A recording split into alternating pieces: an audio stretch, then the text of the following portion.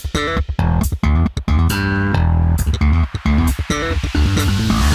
a beautiful day that you have made. I will praise you.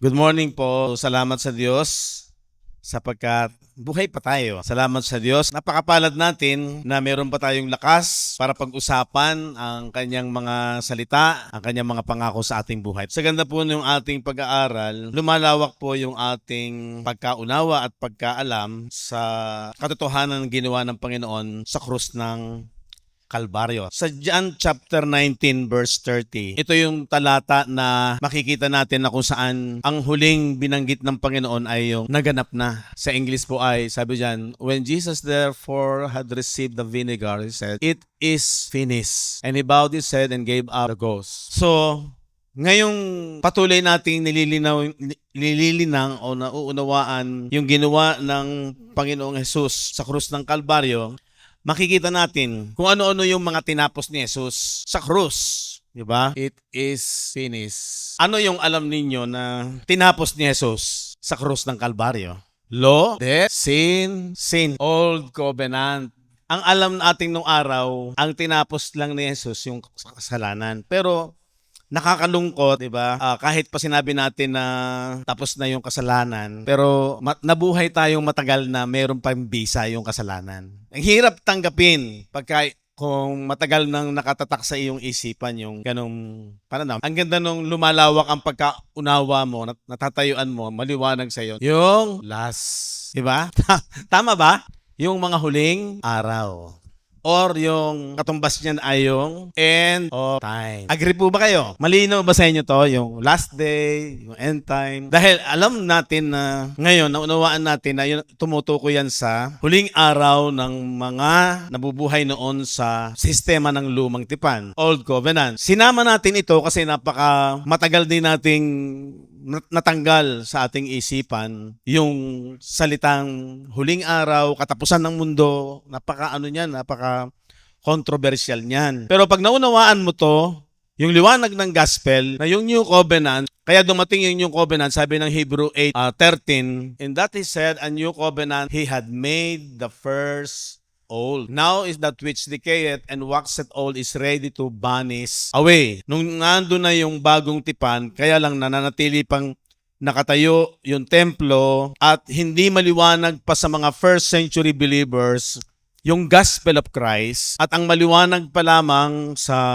mga believers that time na tinatayuan nila ay yung John 3:16, yung si Jesus ay ang Kristo o ang anak ng Diyos. Yun po yung gospel of God.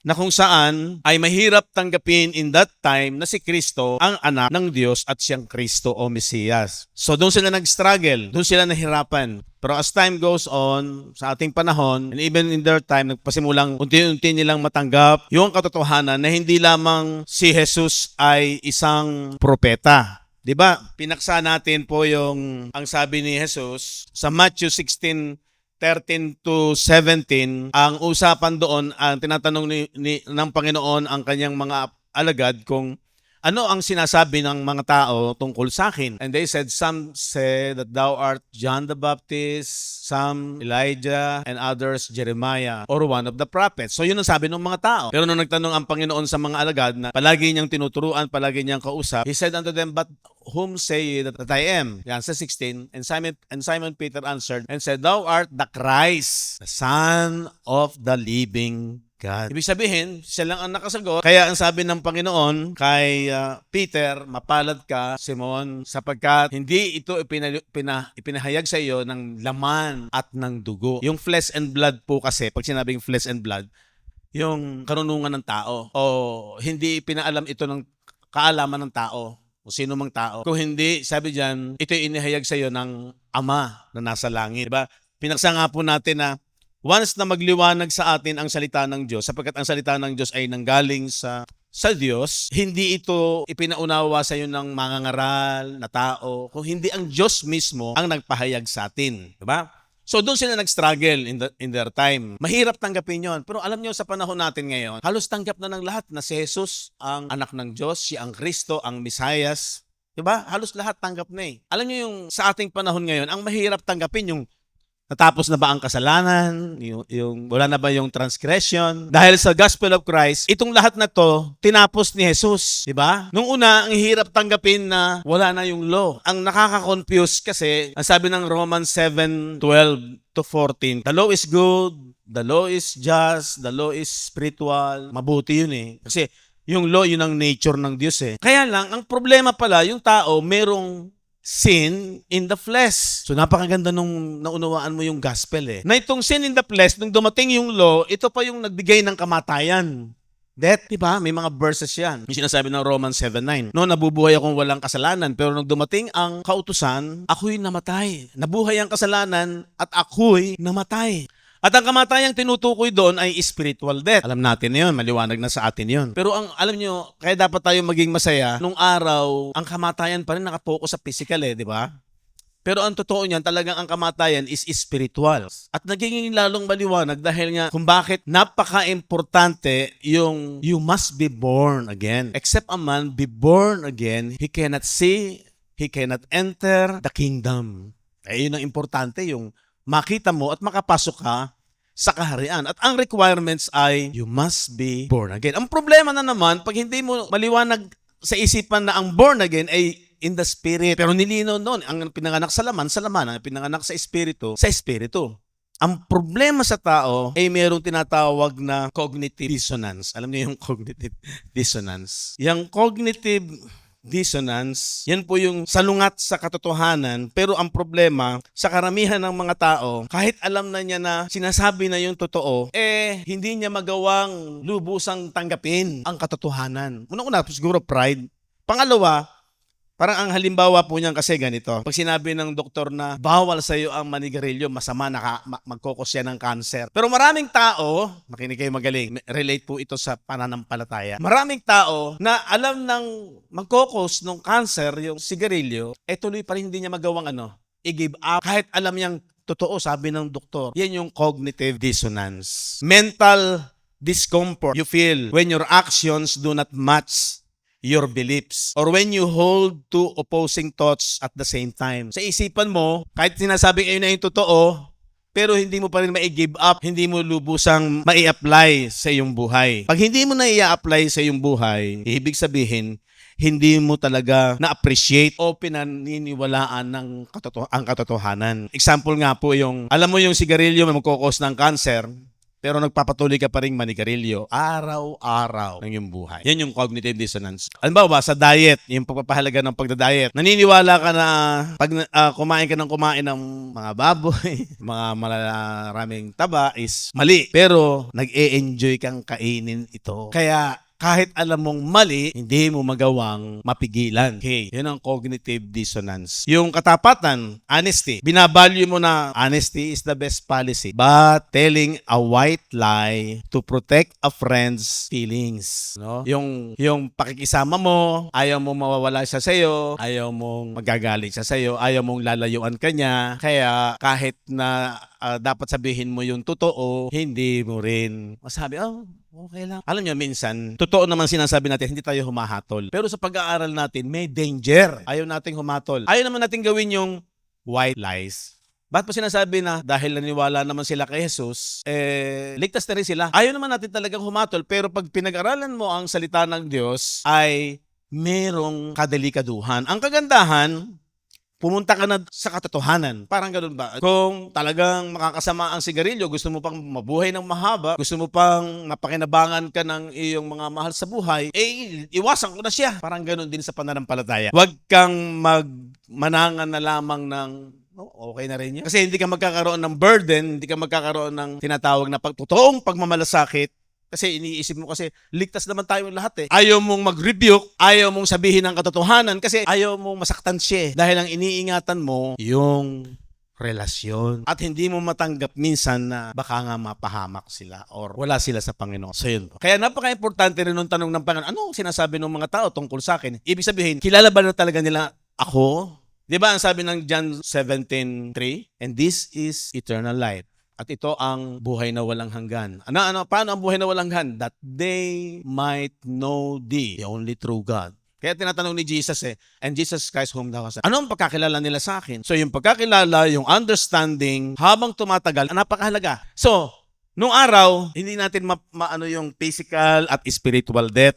Diba? Confused tayo. Pero ngayon, maliwanag na yung kamatayan at kung saan tayo iniligtas ay spiritual death. Kaya pala, you must be born again. At ang kapanganakan ay in the spirit. Kasi ang nagkaproblema sa tao, yung spiritual na aspeto niya. So doon pa lang, hindi ka na madadaya, hindi ka na malilinlang, hindi ka na mako-confuse. Kasi sa pasimula pa lamang, from the basic na sinasabi ng Panginoon, you must be born again. Kasi hindi mo makakita at hindi rin kayo makapapasok. Diba? Kaya sabi ko last Sunday, hindi naman po ako na ang isang tao na tumanggap sa Panginoon sa pamamagitan lamang ng confession, hindi tayo makatitiyak na talagang yun na yung kaligtasan. Kasi ang sabi ng 1 Peter 1:23, ipinanganak kayo, sabi ni Peter, hindi sa binhing may kasiraan, kung hindi sa binhing walang kasiraan, ang salita ng Diyos. Being born again, di ba ano yung born again? Kaya yung sinasabi ko na 2 Corinthians 2:13, doon pa lang, makukuha mo na, ano ba talaga yung, hindi ka na makukonfuse, ano ba talaga ang born again?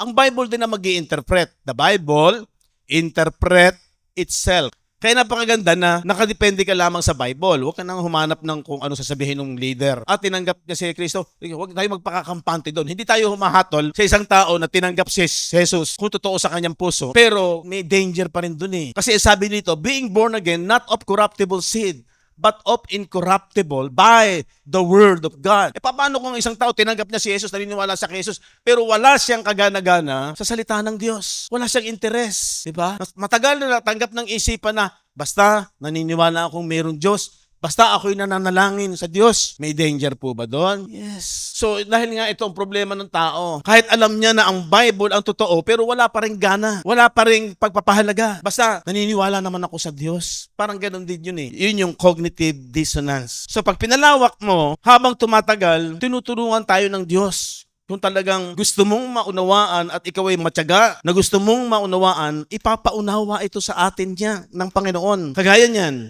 yung end time, controversial yan. Napaka-controversial. Nabubuhay pa ba tayo sa huling panahon? Yung mga talata na malimit nating i-quote, pero ginagamit natin at ina-apply natin sa physical. Vengeance is mine. Akin ang paghihiganti. Paano mo ina-apply? Pag ikaw ay may nang-aapi sa yung tao, may nang bubuli sa'yo, maghihiganti ang Diyos sa'yo. Huwag kang lumaban, maghihiganti.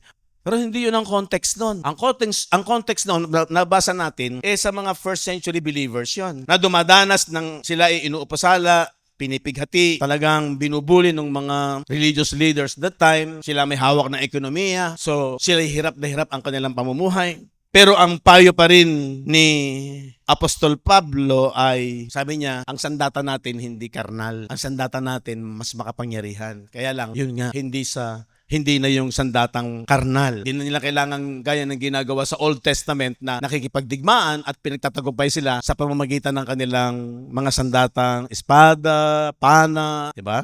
Pero sa New Covenant, hindi na. At ang payo nga ni Apostol Pablo ay manatili na lang silang wag gumanti. Ang Diyos ang maghihiganti sa kanila. Romans 12:19. Dearly beloved, avenge not yourselves, but rather give place unto wrath. For it is written, vengeance is mine. I will repay, said the Lord.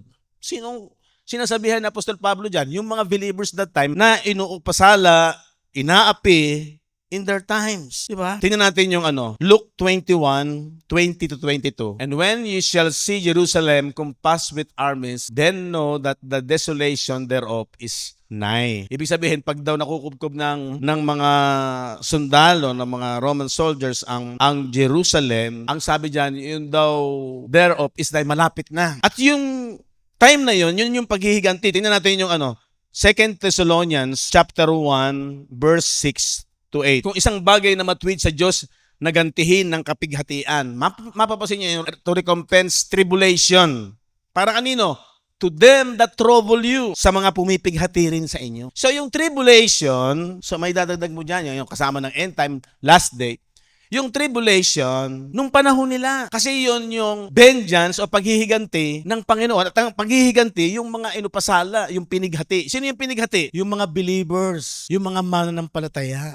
So yun yung context ng vengeance is mine. Akin ang paghihiganti. Basahin ito rin natin. Verse 7. Kayong mga pinighati ay bigyang kasama namin ng kapahingahan. Magkakaroon sila ng kapahingahan sa pagpapakahayag ng Panginoong Hesus mula sa langit na kasama ang mga anghel ng kanyang kapangyarihan na nasa nagniningas na apoy. Itong mga anghel ng kanyang kapangyarihan na nasa pagniningas ng apoy, sino to? Ito yung 4 angels sa Daniel. Ito yung 4 na kaharian ng mga hentil, yung Babylonian, Medo-Persian, ang pang-apat ay yung Greece, Medo-Persian, and then yung Romans. Ito yung magdadala sa kanila ng hatol, lalo na yung Romans, na ang dala ay nagniningas na apoy. Ano ibig sabihin nun? Di ba inapoy yung Jerusalem for how many months at bumagsak yung templo at namatay yung mga religious leaders. Lahat, milyon ang namatay. Nung panahon na yun, nung AD 70. Sila yung tumanggap nung wrath. Di ba sabi doon, maghihiganti sa hindi nagsisikilala sa Diyos, sa kanila na hindi nagsisitalima sa ebanghelyo ng ating Panginoong Hesus. O di ba? Yun yung kaaway ng ebanghelyo in their time. Sabi ng verse 9, na siyang tatanggap ng kaparusahan na walang hanggang kapahamakang mula sa harapan ng Panginoon at mula sa kaluwalhatian ng kanyang kapangyarihan. Ang kagandahan, dito sa gospel, solve lahat ng mga mahirap tanggapin. Ngayon, anong problema? Babalikan na naman dito.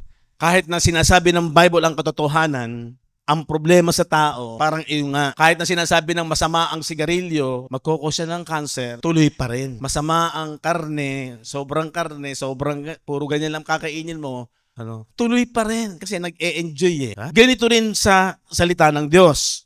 Yung matagal nang nakasanayan ng isipan, comfort na sila doon. Bakit pa ako mahirap tanggapin yan? Yun yung ugali o kahinaan ng tao sa kanyang isipan. Sakit sa isipan, yung cognitive dissonance. Di ba? Maski sinasabi ng Bible na tayo nasa bagong tipan. Liwanag. Kayo po ba'y nasa bagong tipan? O bakit meron pang nabubuhay sa lumang tipan? Hindi maiwan-iwan yung lumang tipan. Sabi nga, the Bible is for us, but not all the Bible or scriptures ay to us. Kaya importante po yung ma-differentiate mo yung to us at saka for us. Lahat ng buong Bible for us, para maintindihan, para maulaman natin ang plano ng Diyos. Pero hindi yan para i-apply natin para sa atin lahat. Kaya yung Old Covenant, lalo na yung Book of Laws. Ano yung Book of Laws? 5 aklat, sinulat ni Moises. Kung si Moises ang sumulat, para kanino to?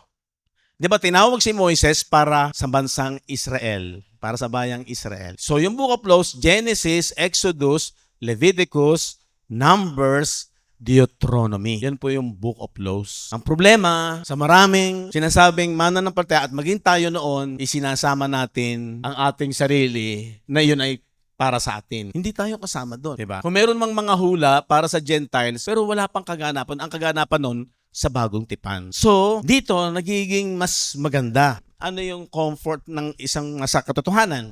Tatayuan mo yon. Kahit na minsan, ang kahinaan ng tao nga ayaw niyang mawawala yung kanyang karelasyon. Ang isa sa dahilan ng kung bakit ang kahinaang ito ay mananatili, ayaw nilang mawawalan ng kasamahan. Pinapahalagahan nila yung relasyon. Wala namang masama sa pakikipagkaibigan. Wala namang masama sa pakikisama. Pero pag pinag-usapan na sa katotohanan na sinasabi ng salita ng Diyos, ay doon papasok yung context na ako'y naparito, sabi ni Jesus, hindi para sa pagkakaisa. Ako'y naparito para sa division. Minsan nag-usap kami ni Brother Ray. Sabi ko, yung doctrine, yun yung nagkokos ng division. Pagka yung mga mananampalataya, hindi naintindihan na ang tinokos na division ay between God at saka sa tao. Between sa tao at saka sa Diyos. Yung doctrine. Pagka yung doctrine ay hindi pinahalagahan, ang tao, hindi niya napapansin, pagsala ang kanyang doctrine, hindi talaga siya naka-align sa kalooban ng Diyos. Ang danger nun, yun ang nagkukos ng division pag hindi pinapahalagahan yung doctrine, yung katotohanan ng salita ng Diyos. Pero matagal na tinanggap ng marami at maging tayo na doctrine divides, love unites. So ang hirap tanggapin nung huwag na natin pag-usapan ng doctrine, marami So anong pinahalagahan? Yung fellowship ng tao, hindi yung fellowship ng Diyos at ng ating relasyon sa Kanya. Di ba? Pero bakit parang kontra yung sinasabi na ako'y naparito para mag-cause ng division? Sabi ni Jesus, hindi para sa pagkakaisa. Iba naman ang context nun. Ang context nun kasi para yung mga Hudyo, una sa mga Hudyo, nag-cause sila ng division. Kakaunti nga ang ang nanampalataya kay Kristo eh. Nasabi ni Jesus, I am the way, the truth, and the life. No one can come unto the Father except by me. Ako ang daan, ang katotohanan at ang buhay. Hindi kayo makaparoroon sa Ama kung hindi sa pamamagitan ko. Ibig sabihin, idinitiklara niya na siya yung magkokos ng union sa mga Hudyo at sa Diyos. Dahil nga sila ay napahiwalay, bunga ng kasalanan. Pero ang problema, nagkaroon ng division. Marami hindi naniniwala kay Kristo. Kaya yung context niya na ako'y naparito hindi para magkaroon ng unity kundi division. Yun ang context nun. Pero iba naman yung context ng yung doctrine, pagka hindi mo yun pinahalagahan, hindi mo alam, kahit tawag ka ng tawag sa Diyos at naniniwala ka sa Diyos, kung ang aral at pagkakilala mo kay Kristo ay sasala, ay hiwalay ka. Kaya ang nagkokos ng division talaga, yung mali ang katuruan. Di ba? Yun ang danger doon. Yun ang maselan doon. So, ito nga yung problema. Okay, pero alam niyo, nung binubulay-bulay ko ito, sabi ko, dapat tayo mga mananampalataya, huwag kang give up. No matter what na minsan ay nakakarinig ka sa panahon natin ang hirap. Parang yung panahon nila, yung pagkilala kay Kristo na siya yung Kristo at Mesiyas, hirap ang maraming mga tao. Pero in our time now, halos tanggap na ng marami na si Kristo ang anak ng Diyos, na si Jesus ang Kristo at siya ang anak ng Diyos, ang Mesiyas. Di ba? Halos tanggap na ng marami na siya yung Savior. Pero ang isang napakaganda nung dumating si Pablo, bakit tinawag ng Diyos si Pablo? Doon na dinitalye yung bisa nung ginawa ni Jesus sa krus. Kung ano yung kamatayan niya. Kung ano ang dahilan kung bakit siya napako, namatay at inilibing. Pero in their time, kakaunti ang nakakaunawa nun. At maging si Pablo ay may death threat dahil sa kanyang dalang aral ng Gospel of Christ. Diba? Hindi na kontento si Pablo na meron silang mutual belief. Ano yung mutual belief nila doon sa Romans? Yung sila naniniwala sa Gospel of God na si Jesus ang anak ng Diyos. Mutual sila doon. Pero sabi ni Pablo, meron akong pagnanasang ma-share sa inyo para kayo'y tumibay, tumatag sa pagtitiwala kay Kristo. Ano yon? Yung Gospel of Christ na kung saan dinitalye ang kahalagahan ng ginawa ni Jesus na ito ay kanyang tinapos. Kung bakit niya sinabi. So ngayon, maliwanag sa atin kung bakit sumigaw si Jesus ng it is finished. Amen? Amen po ba? Maliwanag sa atin. Na kung ano yung tinapos niya, hindi lamang niya tinapos yung kasalanan. Yung nga lamang sa katubusan ng kasalanan, malabo pa sa atin nung matagal na panahon. Sinasabi natin tinubos tayo sa kasalanan, pero may bisa pa ang kasalanan. Kasi hindi natin naiintindihan na ito spiritual. Yung kamatayan at yung transgression ang nagbunga ng pagkahiwalay, bunga ng dumating yung law. Kaya ito, sa pag-aaral natin kay Brother Ray, alam niyo po, hindi madaling intindihin yun ng maraming mga tao na ang nagkokos ng kamatayan o yung ministry of death na lumabas na naging kaaway ng gospel ay itong law. Ang nakaka-confuse, sabi ng Bible, the law is good, Romans 7:12-14, the law is spiritual, the law is just, the law is righteous. Pagkatapos siya yung magiging kalaban, di ba? Na dapat ang huling gagapiin ay ang kamatayan. Saan ang galing ang pinakadahilan ng kamatayan? Dito sa law. Malinaw po ba sa inyo yan? Hello? Kasi pag hindi malinaw, pwedeng maniwala ka pa sa katuruan ng iba na mahalaga yung law, kailangan ganapin natin yung law. Diba? Kaya napakaganda nung magliwanag sa ating isipan yung katotohanan. At makalaya ka rito. Kasi dito sa mga simbahan, ang problema dito, financial. Yun ang nagiging cause ng cognitive dissonance. Unang-una, financial. Baka bumagsak ang financial, bumagsak ang mga miyembro. Sabihin, patay ang simbahan nyo. Walang kabuhay-buhay. Bakit? Kasi kakaunti kayo. No? Ang buhay ay wala sa bilang. Ang buhay ay nasa pananampalataya sa salita ng Diyos sapagkat ang nagbibigay ng buhay is it is the spirit that quickeneth. Asan ang revival? Yung nag-iiyakan, yung naglulundagan. No, asan ang revival? Nasa salita ng Diyos kapag ito'y iyong tinatanggap at pinaniniwalaan at malinaw sa iyong isipan, buhay ang Diyos sa buhay ng isang tao na nanampalataya. Amen. Pero kalakaran kasi ng marami, ang revival, ayun nga, nagiging alive through emotion, jumping, shouting. No? It is the spirit that quickeneth. Ang espiritu ang nagbibigay ng buhay. At ang salita ko sa inyo ay pawang espiritu. Sino nagre-revive? Pawang buhay, salita ng Diyos. Amen? Di ba? Napakalayo nung kamalian sa katotohanan. So siguro nakukuha nyo yung importante. Ngayon, balik ako doon sa sinabi ko, huwag kayong give up. Unang-una, ang Diyos ang ating karelasyon. Ang Diyos ang ating niluluwalhati, hindi ang tao. Pangalawa, as time goes on, naniniwala tayo, itong katotohanan na to, kagaya nung panahon na yon, ng mga first century believers, hirap tanggapin.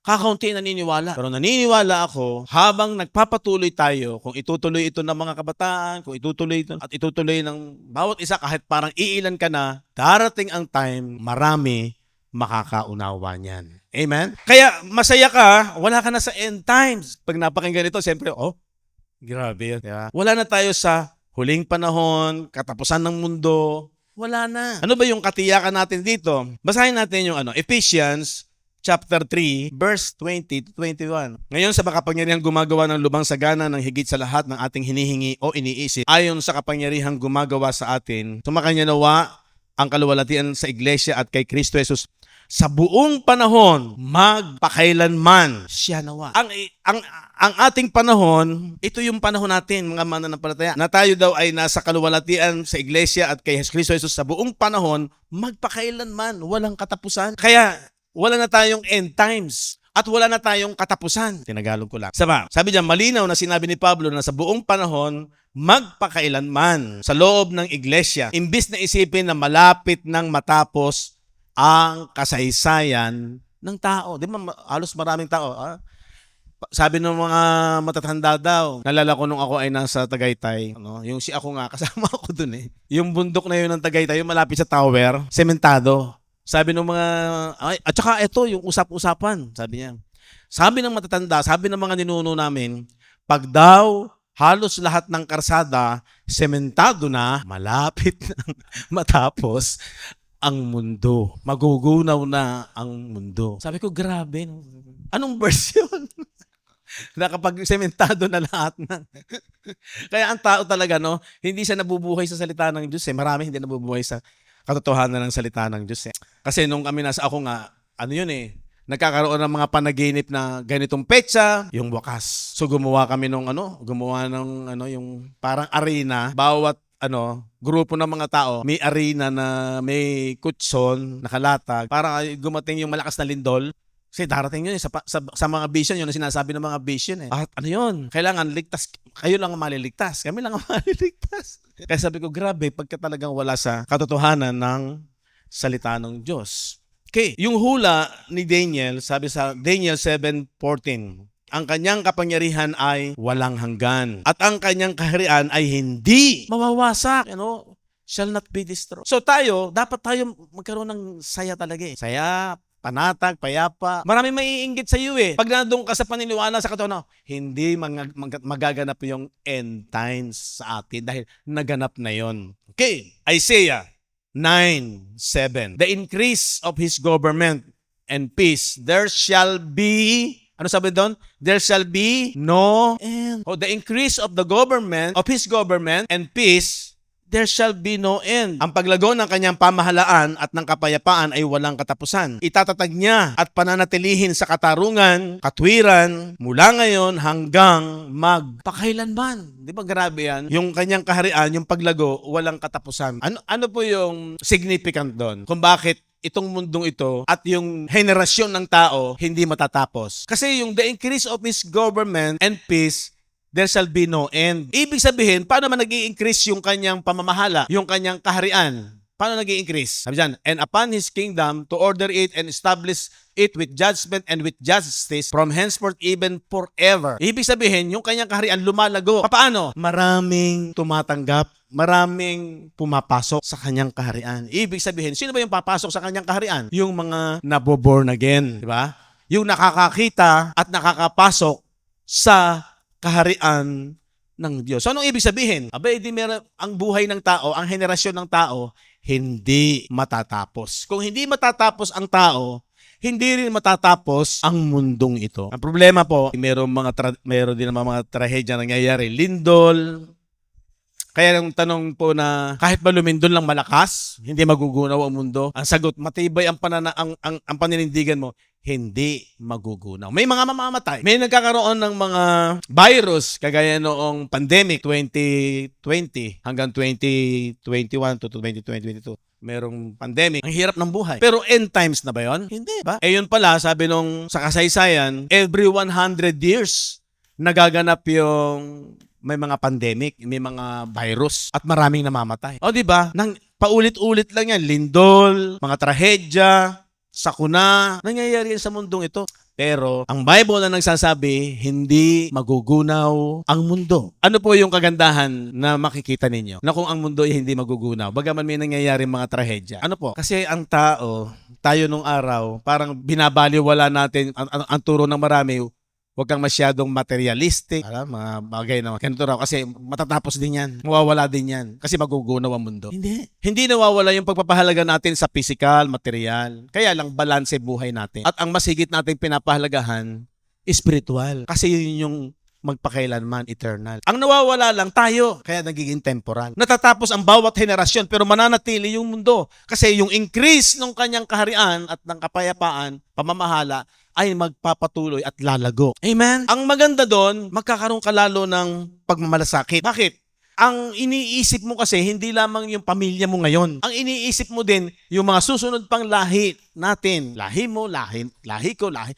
Ay makakaunawa ng kagandahan nung pinaka-blessing at plano ng Diyos. Ito yung priority mo. Pero nagpapahalaga ka sa physical, material.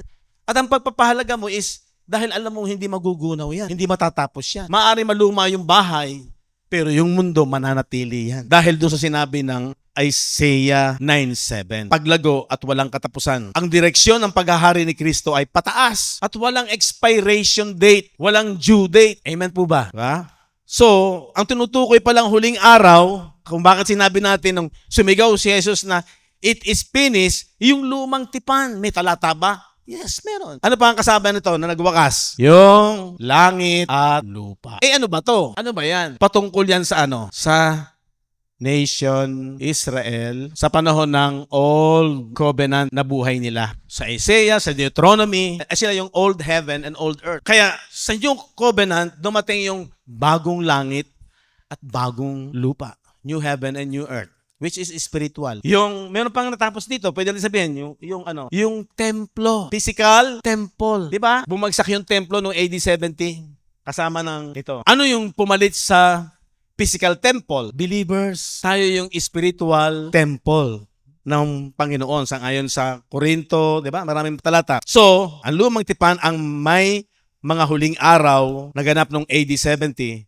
Ang araw na tuluyang winasak ang templo, eksaktong gaya ng propesiya ng Panginoong Hesus. Saan yun? Sa Luke 21:6-7. Yun nga, yung sinasabi doon na tungkol sa mga bagay na ito na inyong nakikita, darating ang mga araw na walang maiiwan ditong bato sa ibabaw ng kapwa bato na hindi babagsak.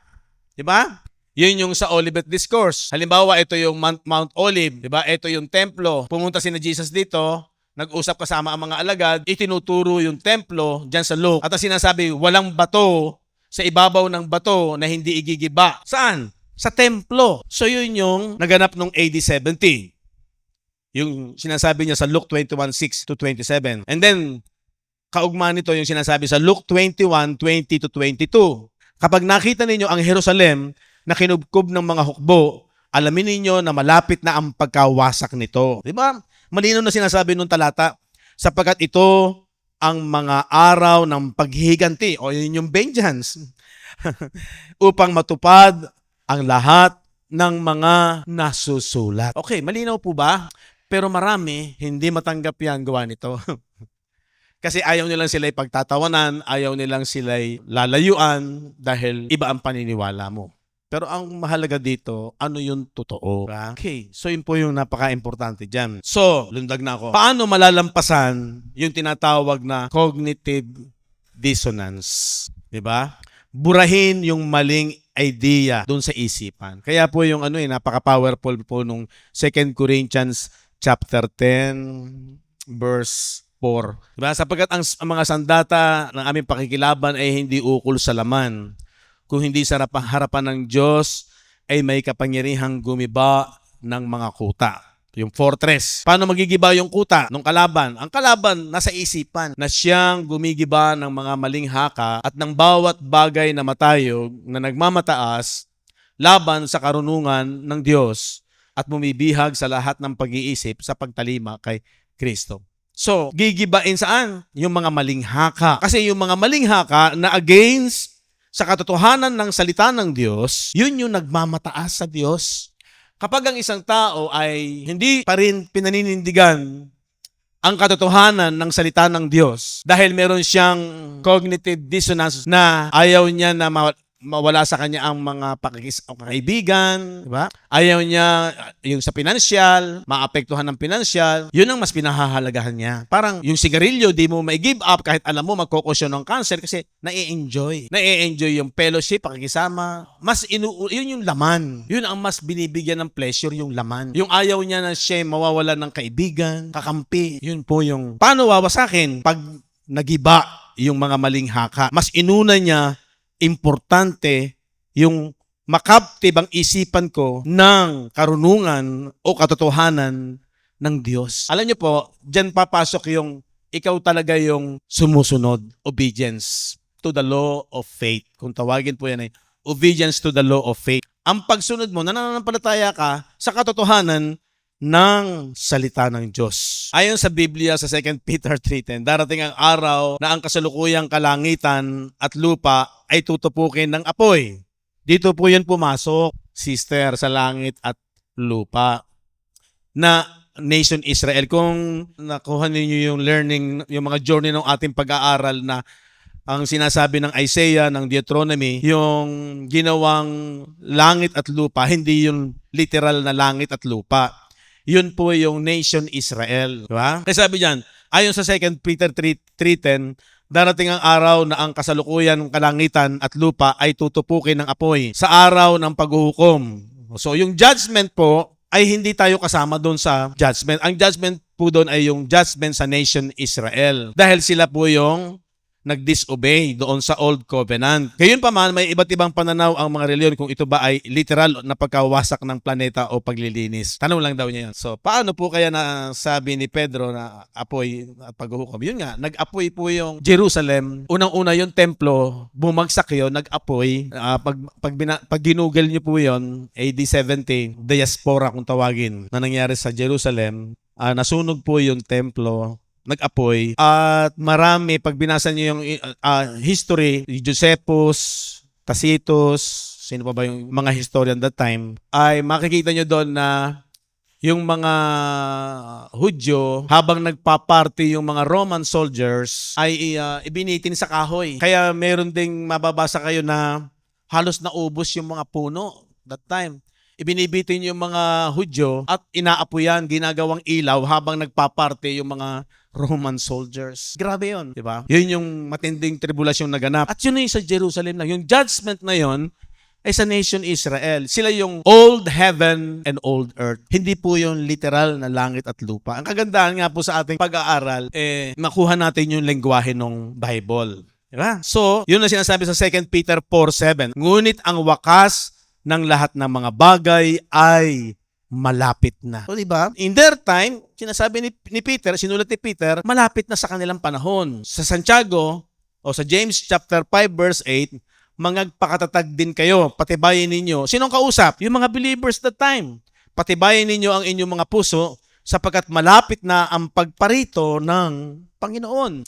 Hebrew 10:37, sapagkat sa madaling panahon, so yung mga words na madaling panahon, siya na darating ay darating at hindi magluluwat. Malapit na sa panahon nila. Dapat nakatutok ang mga Kristiyano hindi sa takot sa tagumpay ni Kristo. Di po ba? Tayong mga Kristiyano dapat nakatutok tayo sa tagumpay. Ano yung tagumpay?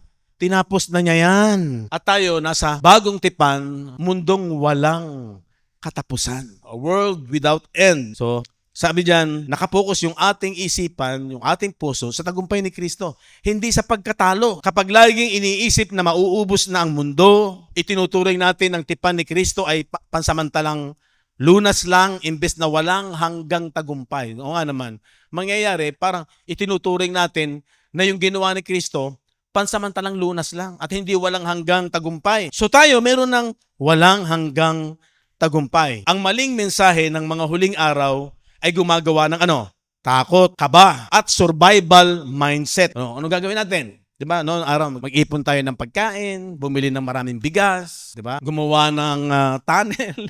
Maling mensahe ng mga huling araw ay gumagawa ng takot, kaba, at survival mindset. Pero ang pagkaunawa na nasa walang hanggang tipan, ito'y nagbibigay ng layunin. So ang buhay mo, kapag naunawaan mo to, meron kang purpose. Anong purpose? Magtayo, magmalasakit sa iba. At umasa, para saan? Sa mga susunod na henerasyon. Di ba the best na magandang magagawa natin at makukontribute natin doon sa ating mga apo sa tuhod, at maraming mga tao na susunod na mabubuhay. Na kapag nakita yung ganda ng ginawa ni Kristo at liwanag ng salita ng Diyos, mawasak itong kahinaan ng isipan. Parang sakit sa isipan na to eh. Kahit alam mo na ang totoo, di mo siya matayuan kasi meron kang isinasaalang-alang. Pera, pakikisama, barkada, kaibigan, yung comfort pa rin ba ng kaaliwang physical, emotion, ang mas pinapahalagahan. Halimbawa, alam nyo nung naging maliwanag sa akin yung pagdating sa langit, wala nang pamilya, wala nang babae, wala nang lalaki. Parang nalungkot ako, sabi ko, paano yun? Parang ang ganda kasi doon, buo pa yung pamilya mo, buo pa rin. Pero sa katotohanan, higit ang ligaya ng pamilya ng Diyos. Amen? Ang the best lang na magagawa natin, kaya nga pag maliwanag na sa iyo ang plano at pag-iisip ng Diyos yung mga mahal mo sa buhay ay sana maunawaan din yung naunawaan natin. Bagaman mahirap at hindi madali ang katotohanan na to, no?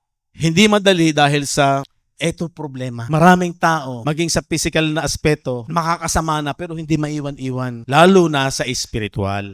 Ang problema, ang maraming tao ang pinapahalagahan yung assurance sa lupang ito. Kahit na sinasabi na mas mahalaga yung walang hanggan. Wala namang masama. Kaya na sinabi ko, hindi matatapos ang mundong ito. Pero yung mindset natin, balanse na. Kasi maraming mga tao, ang lalong pinibigyan ng pahalaga, yung life assurance. Pamilya niya, yung kinabukasan ng pamilya niya, walang masama. Ito yung katotohanan.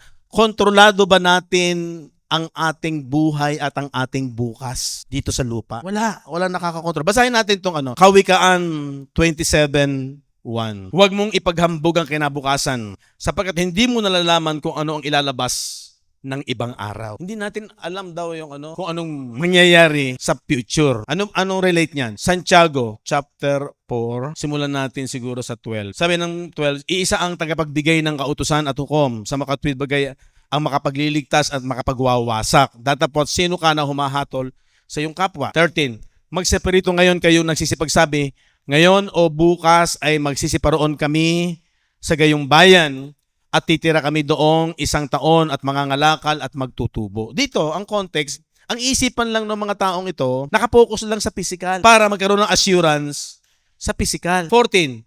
Kayo ngang hindi nakakaalam na mangyayari bukas. Ano ang inyong buhay? Kayo nga'y isang singaw na sa sandaling panahon ay lumilitaw at pagdakay napapawi. Hindi po masama mag-aral, nag-iisip tayo ng maging matatag ang buhay, magandang maiiwan sa iyong mahal sa buhay, meron kang maiiwan, no? Hindi po masama yun eh. Kaya lang, ang tinutukoy dito, ang context kasi nito, yung mga mananampalataya o mga tao that time, lalo ang hirap himukin patungkol sa gospel na ang benefits nito ay spiritual dahil masyadong silang abala sa mga bagay ng physical. Walang panahon sa Bible study, walang panahon at pagpapahalaga sa salita ng Diyos kasi ang napapahalagahan lang nila yung assurance nila sa buhay sa lupang ito. Diba? Dapat balanse. At kung mahal mo yung pamilya, ito yung pinaka-importante muna. Ito yung ipanalangin natin, iiyak natin sa ating puso't isipan.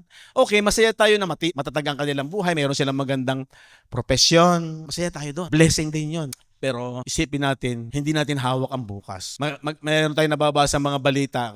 Na-encounter ba yun? Parang kamag-anakan yata nila, kilala ni Sister Nora. Yung kanyang anak, ibinigay niya lahat ng gusto. Nag-aral doon sa eskwelahan na gusto ng bata. Yun yung na-aksidente, na habang nag-aantay, na-aksidente, yun, nabangga ng sasakyan. Iyak siya. Lakas-lakas. Alam niyo yung mga trahedya na ganyan, ayaw nating mangyari yun eh. Yung biglang nabagsakan ng building, may bumagsak na mahuna, patay. So, hindi natin hawak ang buhay natin eh. Makokontrol mo ba yon? Biglang ang lakas-lakas, kasama mo lang kailan, tapos biglang inatake, di ba? So pag binulay-bulay natin ang buhay natin sa lupang ito, hindi natin hawak, wala tayong kontrol. Kaya sa isang mananampalataya na maliwanag, masaya ka dyan. Kayamanan mo yan, tinetreasure mo yan, payapa ka dyan. At ang pasanin mo, may share mo to sa mga mahal mo sa buhay. Kahit na minsan may problema, normal yan. Nagpapasalamat tayo sa Panginoon dahil marahil maganda yung blessing. May mga nangyayari maganda. Nagpapasalamat kang may saya, pero may time nagpapasalamat kang may luha. Yan ang buhay ng Kristiyano.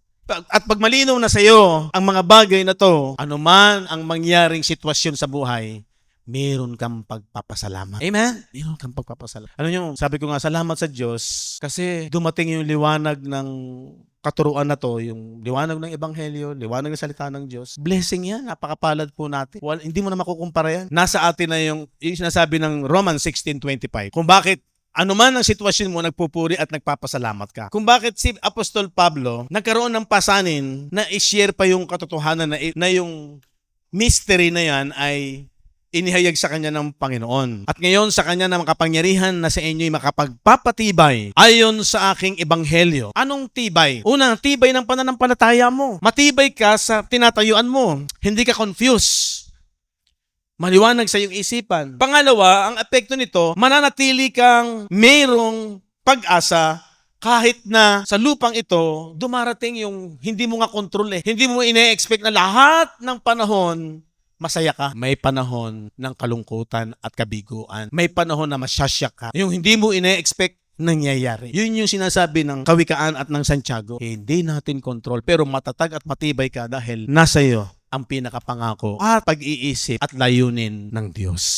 Amen? Ako po yung nagpapasalamat sa Diyos sapagkat, alam nyo, nung una talaga, sabi ko, grabe to. Parang ligligan. Maliliglig talaga. Para bagay yung isang puno, sino ba talaga yung matibay? Sino ba talaga yung totoo? Liligligin. At babagsak talaga yung hindi totoong nakakapit sa puno, sa sanga. Diba? Tayo ang sanga, siya ang puno. At yung nakakabit talaga sa kanya, mananatili yun. Yun talaga yung ligtas. Controversial yan. So, purihin Panginoon. Sana po, habang nagtatagal ay nandun yung sa atin yung kasabikan, pagpapasalamat sa Diyos, at yung meron kang layunin. Meron kang layunin kasi maliwanag sa'yo ang katotohanan. Ano yung tinapos ni Jesus sa krus ng Kalbaryo? Nung sinabi niyang, it is finished. Amen?